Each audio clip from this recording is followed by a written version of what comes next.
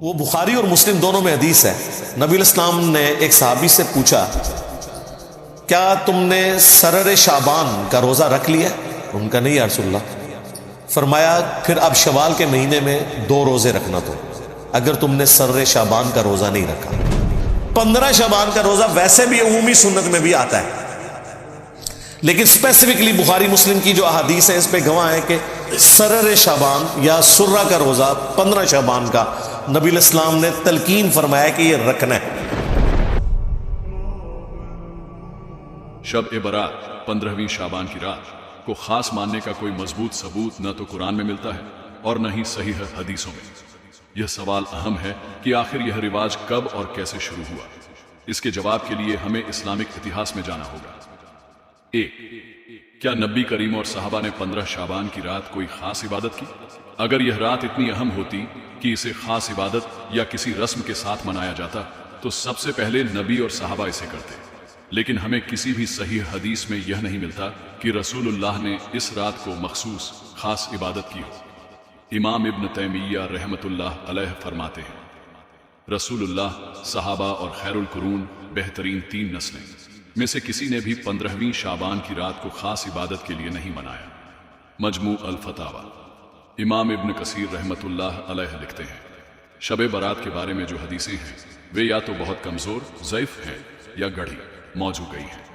تفسیر ابن کثیر سورہ الدخان۔ 2. شب برات منانے کا رواج کب شروع ہوا؟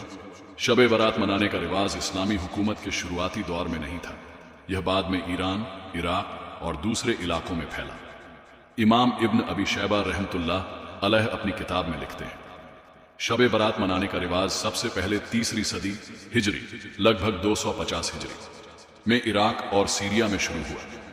امام ابن کثیر رحمت اللہ علیہ فرماتے ہیں شب برات کو خاص کرنے کا رواج سب سے پہلے شام، سیریا کے کچھ لوگوں نے شروع کیا، پھر یہ دھیرے دھیرے پھیلتا چلا گیا۔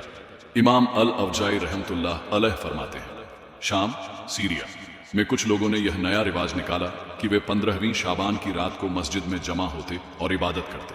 یہ بات دھیرے دھیرے پوری امت میں پھیل گئی۔ 3. شب برات کا رواج کن لوگوں نے پھیلایا؟ شب برات کا رواج 2 طریقوں سے پھیلا۔ 1. شیعہ مذہب کی تعلیمات سے اثر۔ شیعہ فرقہ اس دن کو امام مہدی کی ولادت جنم کے طور پر مناتے ہیں۔ شیعہ مانتے ہیں کہ 15ویں شعبان کی رات کو امام مہدی علیہ السلام کی پیدائش ہوئی تھی۔ شیعہ مسلمانوں میں اس دن کو امام زمان کی یاد میں عبادت کرنے کی رسمیں پائی جاتی ہیں۔ امام ابن کثیر رحمت اللہ علیہ فرماتے ہیں شب برات کو خاص ماننے میں شیعوں کا بہت بڑا ہاتھ ہے، کیونکہ وہ اسے اپنے 12ویں امام مہدی سے جوڑتے ہیں۔ البدایہ والنہایہ۔ 2. صوفی سلسلوں اور بدعتی فرقوں کا اثر۔ صوفی سلسلوں میں 15 شعبان کی رات کو مردوں کی آتماؤں سے ملنے کی رات کہا جانے لگا۔ انہوں نے اس رات کو قبرستان جانے اور قبروں پر چراغ جلانے جیسی نئی رسمیں ایجاد کر لی۔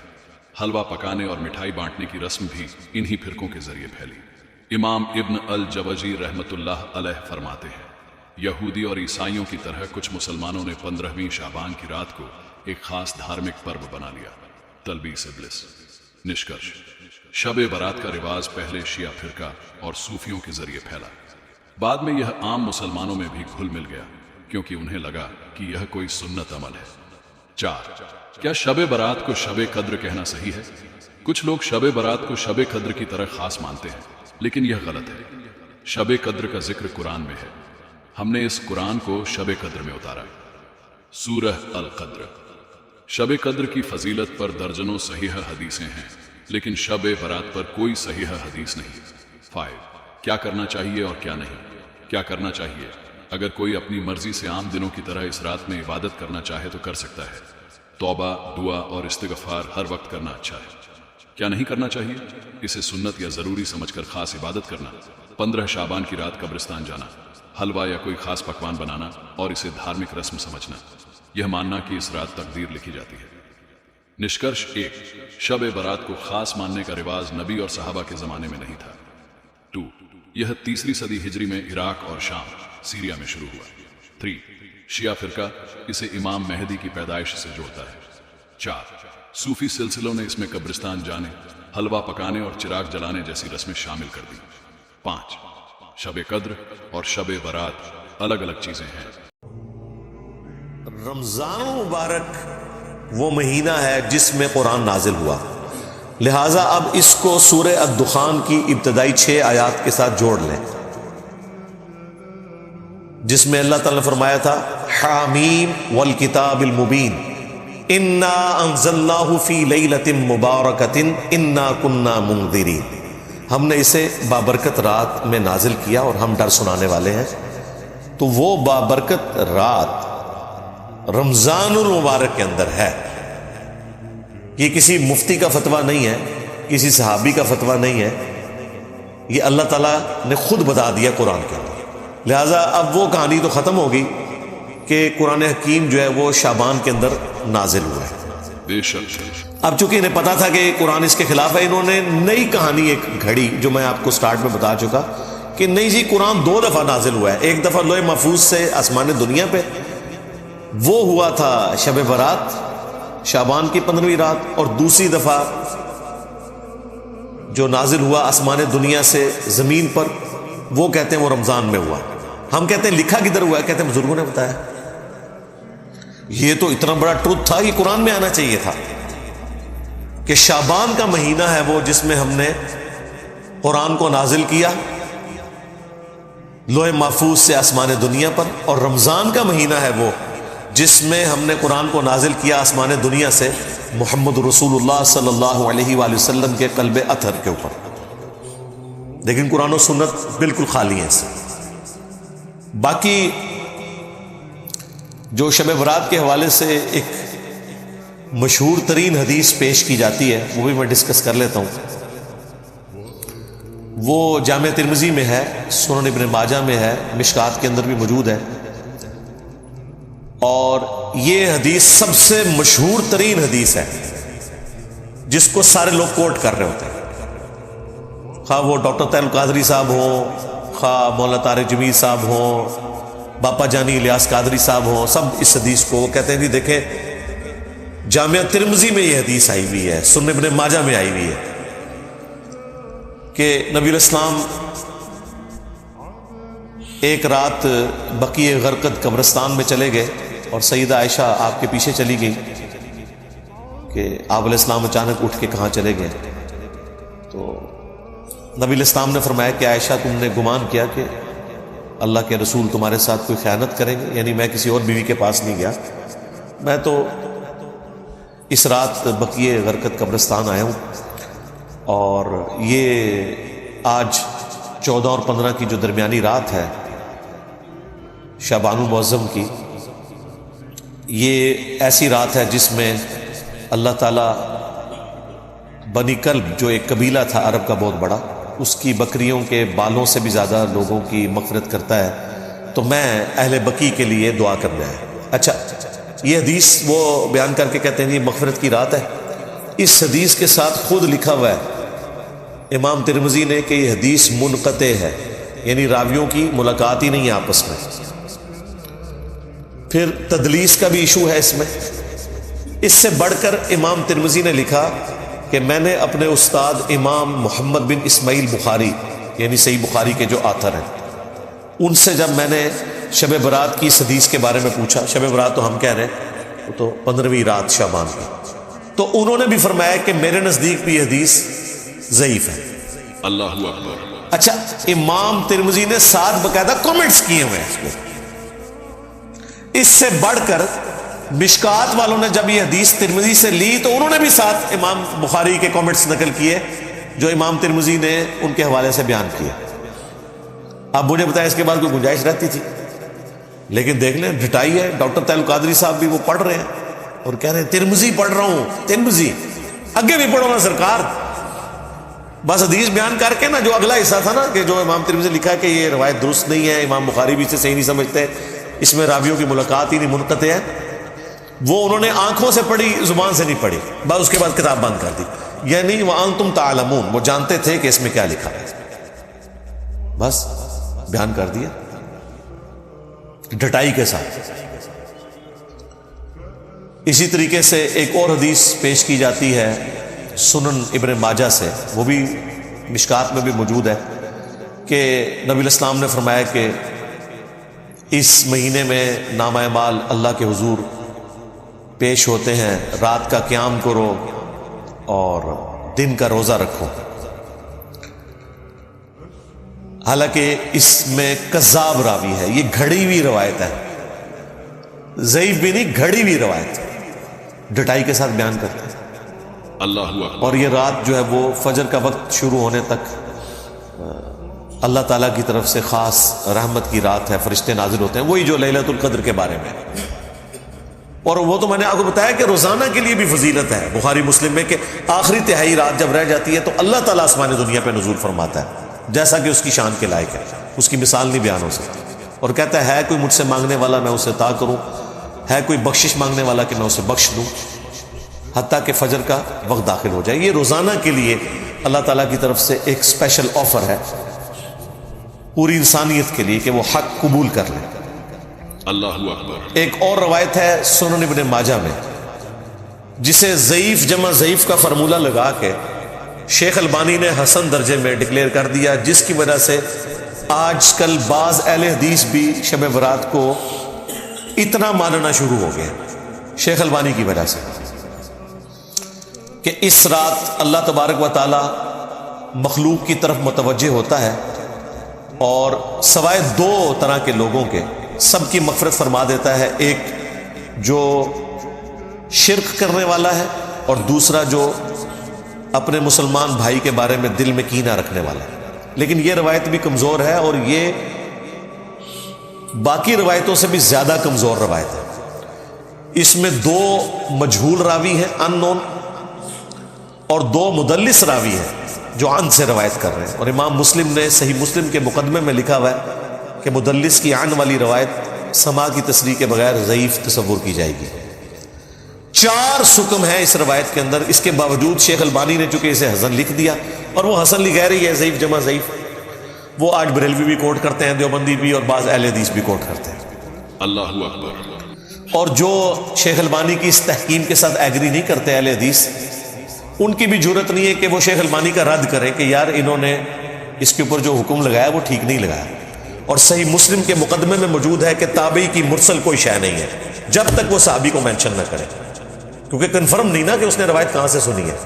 اگر صحابی سے سنی ہوتی تو بیان کر دیتے، بل وہ ان کا اپنا قول ہے انہی الفاظ کے ساتھ جو سنن ابن ماجہ میں وہ ضعیف روایت تھی کہ اس رات اللہ تعالیٰ سب کی مغفرت کر دیتا ہے سوائے شرک کرنے والے کے اور کینہ پرور شخص کے۔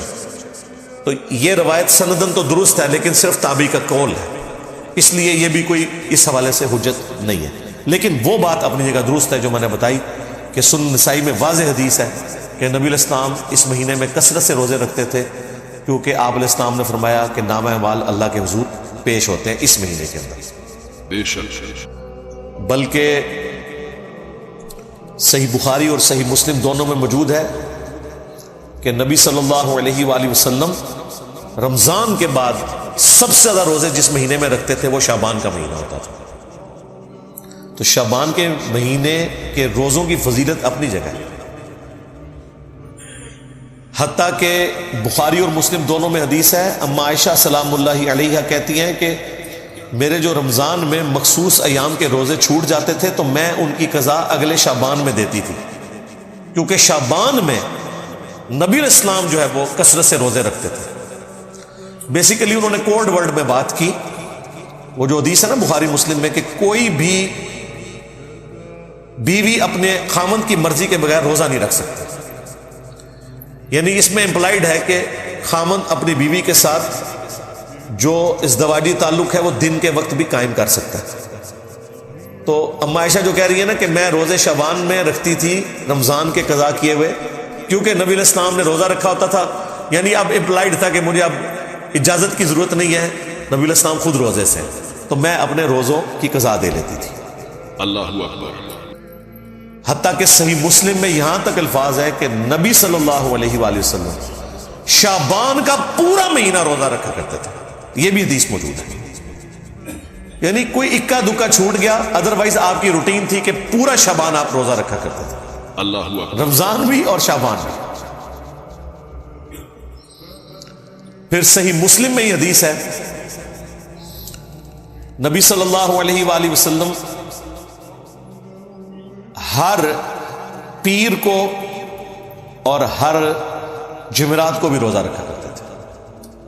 اور ترمذی میں تو الفاظ ہیں یہ اس لیے میں رکھتا ہوں کہ نامہ اعمال ہر پیر اور جمعرات کو اللہ کے حضور پیش ہوتے ہیں. میری خواہش ہے کہ میں روزے کی حالت سے ہوں.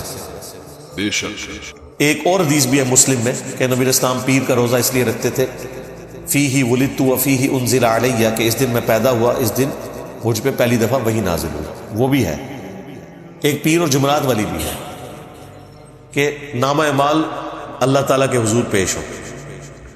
تو اب دیکھ لیں نامہ اعمال شعبان کے مہینے میں بھی پیش ہوتے ہیں، نامہ اعمال پیر اور جمعرات کو بھی پیش ہوتے ہیں. یعنی شعبان کے مہینے میں جو سال پورے کا ریکارڈ اللہ کے پاس جاتا ہے، پورے ہفتے کا ریکارڈ جو ہے وہ پیر اور جمعرات کو. اور روزانہ بھی ہوتا ہے جو بخاری مسلم میں حدیث ہے کہ فرشتے فجر اور عصر کے وقت ڈیوٹیاں اپنی بدلتے ہیں. فجر والے فرشتے جب عصر کے وقت واپس جاتے ہیں، اللہ تعالیٰ سب کچھ جانتا ہے، اس کے باوجود پوچھتا ہے کہ میرے بندوں کو کس حال میں پایا. تو وہ کہتے ہیں کہ گئے تھے تو فجر پڑھ رہے تھے، آئے تھے تو عصر پڑھ رہے تھے. اس طرح عصر والے جب فجر کے وقت واپس جاتے ہیں وہ کہتے ہیں جب ہم گئے تھے عصر پڑھ رہے تھے، وہ جب واپس آئے تو فجر پڑھ رہے تھے. فرشتے بھی انسانوں کی خدمت میں لگائے ہوئے اللہ تعالیٰ نے انسانوں کو سب سے زیادہ سیریس لیا ہوا ہے اس کائنات میں، اور انسانوں نے سب سے زیادہ نان سیریس اپنے رب کو لیا. یہ کتنی خطرناک بات ہے. اللہ اکبر. اللہ کے نزدیک سب سے زیادہ سیریس مخلوق انسان ہے، فرشتے اس کی خدمت میں لگے ہوئے. تو نامہ اعمال پیر اور جمعرات کو بھی ہر ہفتے، پھر سال کے بعد بھی شعبان کے مہینے میں، اور روزانہ بھی فجر اور عصر کے وقت. یعنی یہ میں نے آپ کو وہ ساری روٹین بتا دی جو اللہ تعالیٰ کے حضور پیشی ہوتی ہے. تو نبی علیہ السلام اس لیے روزوں کا اہتمام شعبان میں زیادہ کیا کرتے تھے. یعنی آپ کے 11 روزے تو کنفرم ہوتے تھے ہر مہینے کے. 8 تو آپ کر لیں پیر اور جمعرات، 4 دفعہ سوموار کا دن آتا ہے، 4 دفعہ جمعرات کا دن، 8 روزے یہ، اور 3 ایام 20 کے، 13، 14 اور 15. جب خوب روشن ہوتا ہے نا چاند، ایام 20 اسے کہتے ہیں. 3 یعنی چاند جب گول ہونے کے روزے ہیں. یہ نبی اسلام کی روٹین میں. اللہ اکبر. ایون سنن نسائی میں یہاں تک آیا کہ نبی اسلام سفر میں بھی یہ روزے رکھا کرتے تھے ایام 20 کے. ویسے آپ نے اجازت دی ہوئی ہے، صحیح مسلم میں حدیث ہے کہ جو شخص مہینے میں 3 روزے رکھ لے وہ اسی طریقے سے ہے گویا اس نے ہمیشہ کے روزے رکھے، اور اس میں کوئی قید نہیں کہ آپ نے کب رکھنے، 3 روزے مہینے میں. اور اس کا بھی آسان ورژن میں نے آپ کو بتا دیا ہے کہ شوال کے 6 روزے رکھ لیں، وہ بھی صحیح مسلم میں ہے رمضان کے بعد، تو وہ بھی پوری زندگی کے روزے ہیں. ہر مہینے بھی 3 رکھنے کی ضرورت نہیں، لیکن اگر رکھنا چاہتا ہے بہت اچھی بات ہے. بخاری مسلم میں حدیث ہے، ابو ہریرہ رضی اللہ تعالی عنہ کہتے ہیں کہ نبی الاسلام نے مجھے 3 نصیحتیں کی تھی. نمبر 1، مہینے میں 3 روزے ضرور رکھنا، کوئی سے 3 دن، بہتر ہے اس میں ایام 20، 13، 14، 15. نمبر 2، اشراق کی نماز، اشراق کہہ لیں، چاشت کہہ لیں، دوحہ کہہ لیں، یہ سارے ایک ہی نماز. اوابین بھی اسی کا ہے، صحیح مسلم میں اوابین کا لفظ بھی ہے اس نماز کے لیے جو سورج بلند ہونے کے بعد پڑھی جاتی ہے. اور تیسرا فرمایا رات کو سونے سے پہلے وطر پڑھ لینا. ویسے افضل تو ہے آخری پہر میں پڑھنا، لیکن جس کے لیے آسانی ہے، جو یہ سمجھتا ہے کہ میرے لیے آخری وقت میں اٹھنا مشکل ہے، تو وہ رات کو وطر پڑھ کے سوئے. تو حضرت ابو ہریرہ کہتے ہیں نبی الاسلام نے مجھے 3 کاموں کی وصیت کی تھی، ان میں بھی 3 روزوں کا ذکر موجود ہے. یہ حدیث بخاری مسلم دونوں میں. اچھا، اب 15 شعبان کا جو روزہ ہے نا، اس کے بارے میں بھی ایک حدیث ہے، وہ بخاری اور مسلم دونوں میں حدیث ہے. نبی الاسلام نے ایک صحابی سے پوچھا کیا تم نے سرر شعبان کا روزہ رکھ لیا؟ ان کا نہیں یا رسول اللہ. فرمایا پھر اب شوال کے مہینے میں 2 روزے رکھنا، تو اگر تم نے سرر شعبان کا روزہ نہیں رکھا. اب یہ سرر شعبان کا روزہ کون سا ہے؟ ظاہر نبی الاسلام کی حدیث بخاری مسلم میں. اب علماء سے پوچھیں یہ کون سا روزہ ہے جس کا ذکر ہو رہا ہے سرر شعبان؟ سرر عربی زبان میں کنارے کو بھی کہتے ہیں اور سینٹر کو بھی کہتے ہیں، ہالو چیز کو. اس سے مراد کنارے کے روزے بھی ہو سکتے ہیں. لیکن وہ تو بخاری مسلم میں حدیث ہے کہ نبی اسلام نے فرمایا کوئی بھی شخص جب رمضان شروع ہونے میں 2 دن رہ جائیں تو وہ روزہ نہ رکھے، یعنی وہ رمضان کو پروٹوکول دے کہ رمضان سے پھر روزے سٹارٹ کرے، سوائے اس شخص کے کہ جو پورا مہینہ روزے رکھ رہا ہو، اس کے لیے آپ علیہ السلام نے اجازت دی۔ اللہ اکبر۔ اسی طریقے سے جامع ترمذی میں حدیث ہے کہ نبی علیہ السلام نے فرمایا کہ جب نصف شعبان گزر جائے تو کوئی شخص روزہ نہ رکھے۔ تو اس سے یہ بھی پتہ چل گیا کہ وہ آخری سرا بھی نہیں ہو سکتا، آخری 15 دن بھی نہیں ہو سکتے۔ تو یہ سرر شعبان کیا ہے؟ تو صحیح مسلم میں ایک اور حدیث ہے، اتنی حدیث تو بخاری مسلم دونوں میں تھی کہ سرر شعبان کا روزہ رکھو۔ مسلم میں امام مسلم میں ایک اور حدیث لے کے ہیں، اس میں پتہ کیا الفاظ ہے کہ نبی علیہ السلام نے فرمایا اس مہینے کے سرہ کا روزہ رکھا ہے تم نے، ناف کا، سرہ کہتے ہیں ناف کو۔ اب ناف آلموسٹ جسم کے سینٹر میں ہوتی ہے، تو جو میں کہہ رہا تھا سرر کا ترجمہ کنارہ بھی بن سکتا ہے اور سینٹر بھی۔ مسلم شریف میں واضح الفاظ ہیں سرہ، ناف، نیول انگلش میں ہم کہتے ہیں، اس کا روزہ۔ تو یہ جو ناف کا روزہ ہے یہ 15 شعبان کا روزہ ہی بنتا ہے۔ اور عموماً تو میں نے آپ کو کئی احادیث بتا دی ایام 20 کے روزوں سے متعلق کہ نبی علیہ السلام تو 13، 14، 15 خواہ وہ شعبان کی ہو، خواہ وہ شوال کی ہو یا اور کسی مہینے کی، یہ 3 روزے تو آپ نے رکھنے تھے اور وہ آپ کی روٹین تھی، خاص سفر ہو حضر ہو۔ 15 شعبان کا روزہ ویسے بھی عمومی سنت میں بھی آتا ہے، لیکن اسپیسیفکلی بخاری مسلم کی جو احادیث ہیں اس پہ گواہ ہے کہ سرر شعبان یا سرہ کا روزہ 15 شعبان کا نبی علیہ السلام نے تلقین فرمایا کہ یہ رکھنا ہے، یہ 15 شعبان کا روزہ بنتا ہے۔ اس روزے کا شب برات کے روزے سے کوئی تعلق نہیں ہے، ان دو چیزوں کو مکس نہیں آپ نے کرنا۔ اللہ اکبر، الحمدللہ۔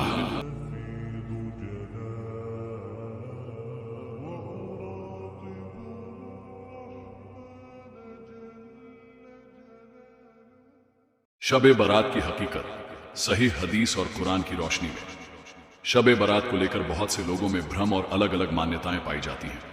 کچھ لوگ اسے مخصوص عبادت کی رات مانتے ہیں، کچھ اسے قبرستان جانے اور کیا شب برات کا ذکر قرآن میں آتا ہے۔ کچھ لوگ سورہ الدخان کی اس آیت سے شب برات کی فضیلت ثابت کرنے کی کوشش کرتے ہیں۔ انا انزلناہ فی لیلۃ مبارکۃ، بے شک ہم نے اسے ایک مبارک رات میں اتارا، سورہ الدخان۔ لیکن یہ آیت شب قدر کے بارے میں ہے، نہ کہ شب برات کے بارے میں۔ امام ابن کثیر رحمۃ اللہ علیہ نے اپنی تفسیر میں لکھا، اس مبارک رات سے مراد شب قدر ہے، جیسا کہ قرآن کے دوسرے حصوں میں بھی اس کا ذکر ہے۔ تفسیر ابن کثیر سورہ الدخان۔ امام شعبی رحمۃ اللہ علیہ فرماتے ہیں یہ آیت شب قدر کے بارے میں ہے، نہ کہ شب برات کے بارے میں۔ تفسیر ابن زری۔ نشکرش، شب برات کا کوئی ذکر قرآن میں نہیں آتا۔ شب برات کی فضیلت پر کون کون سی حدیثیں ہیں؟ شب برات کے بارے میں کچھ حدیثیں موجود ہیں، لیکن ان کی سند، چین آف نیریشن پر متبھید پایا جاتا ہے۔ یہاں ہم کچھ پرمکھ حدیثوں کو دیکھیں گے۔ 1، ابن ماجہ کی حدیث، شب برات میں مغفرت کا ذکر۔ رسول اللہ نے فرمایا، جب شعبان کی 15ویں رات آتی ہے تو اللہ تمام مخلوق کی طرف نظر کرتا ہے اور سب کو معاف کر دیتا ہے، سوائے مشرک اور بغض، دشمنی رکھنے والے کے۔ ابن ماجہ 1390، صحیح الجامی 1819، البانی نے اسے حسن کہا ہے۔ حدیث کی حقیقت، اس حدیث کو کچھ محدثین نے حسن درجے کی کہا ہے، یعنی یہ پوری طرح سے صحیح نہیں بلکہ مضبوط حدیث ہے۔ حدیث میں صرف اتنا بتایا گیا کہ اللہ مغفرت فرماتے ہیں، لیکن اس میں کسی مخصوص عبادت، نفل نماز، قبرستان جانے یا حلوہ پکانے کا ذکر نہیں ہے۔ 2، 15ویں شعبان کی رات تقدیر لکھی جاتی ہے۔ کچھ لوگ مانتے ہیں کہ شب برات میں انسان کی تقدیر لکھی جاتی ہے، لیکن یہ دھارنا صحیح نہیں ہے۔ شب برات نہیں بلکہ شب قدر میں تقدیر لکھی جاتی ہے۔ انا انزلناہ فی لیلۃ القدر، ہم نے اس قرآن کو شب قدر میں اتارا، سورہ القدر۔ امام ابن عباس رحمۃ اللہ علیہ فرماتے ہیں اس رات شب قدر میں اگلے سال کے لیے تقدیر لکھی جاتی ہے۔ تفسیر ابن کثیر۔ نشکرش، تقدیر لکھی جانے والی رات شب برات نہیں بلکہ شب قدر ہے۔ 3، کیا شب برات میں مخصوص عبادت نفل نمازین ہے؟ کچھ لوگ مانتے ہیں کہ اس رات میں مخصوص نفل نماز جیسے 6 رکعت، 12 رکعت या 100 रकात पढ़ी जाती है, लेकिन इसके बारे में कोई सही हदीस मौजूद नहीं है। इमाम नबवी रहमतुल्लाह अलैह फरमाते हैं, शब बरात में मखसूस नफल नमाज के बारे में कोई सही हदीस नहीं है। अल मजमू। इमाम इब्न तैमिया रहमतुल्लाह अलैह फरमाते हैं, इस रात को मखसूस इबादत के साथ मनाने की कोई असली दलील नहीं है। मजमू फतावा। निष्कर्ष, शब बरात की रात में कोई मखसूस नफल नमाज पढ़ना साबित नहीं है। 4. कब्रिस्तान जाना और हलवा पकाना। 1. कब्रिस्तान जाना। कुछ लोग मानते हैं कि शब बरात में कब्रिस्तान जाना सुन्नत है, लेकिन इसकी भी कोई सही हदीस नहीं मिलती। इमाम इब्न बाज रहमतुल्लाह अलैह फरमाते हैं, शब बरात में कब्रिस्तान जाने की कोई सही हदीस नहीं है। मजमू फतावा इब्न बाज। निष्कर्ष, इस रात कब्रिस्तान जाने का कोई सबूत नहीं है। 2. हलवा पकाना और मिठाई बांटना। इस्लाम में हलवा पकाने या मिठाई बांटने की कोई दलील नहीं मिलती। यह एक बिदअत, नवाचार है जो बाद में आई। निष्कर्ष, हलवा पकाना, मिठाई बांटना और इसे रस्म बनाना इस्लाम में कहीं से साबित नहीं है। अंतिम निष्कर्ष। 1. शब बरात का जिक्र कुरान में नहीं आता। 2. हदीसों में अल्लाह की मगफिरत का जिक्र है, लेकिन मखसूस इबादत, नफल नमाज, हलवा पकाने और कब्रिस्तान जाने का सबूत नहीं है। तो तकदीर लिखे जाने की रात शब बरात नहीं बल्कि शब कद्र है। 4. इबादत करना अच्छा है, लेकिन इसे रस्म बना लेना बिदअत है।